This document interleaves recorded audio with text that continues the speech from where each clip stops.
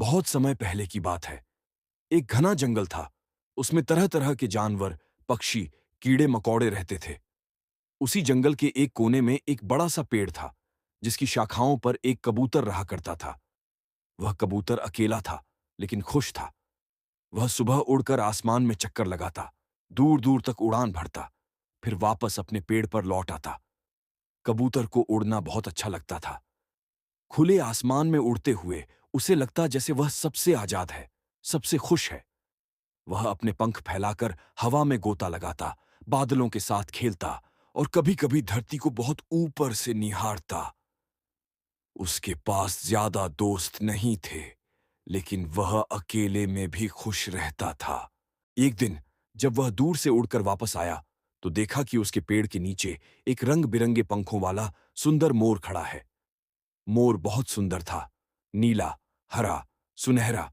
उसके पंखों की चमक सूरज की किरणों में और भी खिल उठती थी। मोर ने ऊपर देखा और कबूतर को मुस्कुराकर सलाम किया।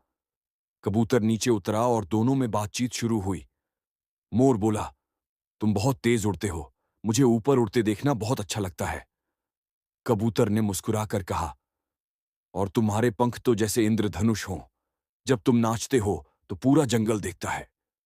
धीरे धीरे दोनों की दोस्ती हो गई। अब हर दिन वे साथ समय बिताने लगे।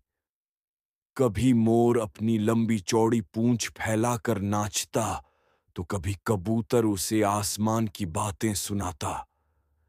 लेकिन समय के साथ मोर को एक बात चुभने लगी।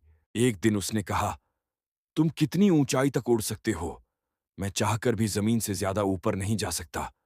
मेरे पंख सुंदर तो हैं, लेकिन उड़ने के काम नहीं आते। कबूतर बोला, लेकिन तुम्हारा नाच, तुम्हारे रंग सबको आकर्षित करते हैं। तुम धरती पर सबसे सुंदर पक्षी हो। मोर ने सिर झुका लिया, पर मैं भी उड़ना चाहता हूं, खुले आसमान में, बादलों के बीच, जमीन से ऊपर, जहां कोई बंदिश ना हो। कबूतर को यह सुनकर दुख हुआ। वह जानता था कि मोर का मन टूट रहा है। उसने समझाया, हर किसी को सब कुछ नहीं मिलता। मुझे रंग नहीं मिले, लेकिन मुझे उड़ने की आजादी मिली। तुम्हें रंग मिले, शोभा मिली, धरती की प्रशंसा मिली। मगर मोर को संतोष नहीं हुआ। वह दिन ब दिन चुप रहने लगा। अब वह कम नाचता, कम मुस्कुराता, बस आसमान की ओर ताकता रहता। इधर कबूतर भी बेचैन था। उसे मोर की उदासी अच्छी नहीं लगती थी। एक दिन उसने सोचा, क्यों ना मैं कुछ ऐसा करूं जिससे मोर को थोड़ा सुकून मिले। अगली सुबह कबूतर आसमान की सैर पर नहीं गया। वह मोर के पास गया और कहा, आज मैं तुम्हें अपनी आंखों से आसमान दिखाऊंगा। आओ, मेरी पीठ पर बैठ जाओ। मैं तुम्हें उड़ाकर बादलों के पास ले चलूंगा। मोर चौंका, क्या तुम मुझे सच में ले जा सकते हो? क्यों नहीं, कबूतर ने मुस्कुराकर कहा, अगर कोशिश करें तो कुछ भी मुमकिन है। मोर थोड़ा डर गया, लेकिन कबूतर के भरोसे पर वह उसकी पीठ पर चढ़ गया। कबूतर ने पंख फैलाए और जोर से उड़ान भरी।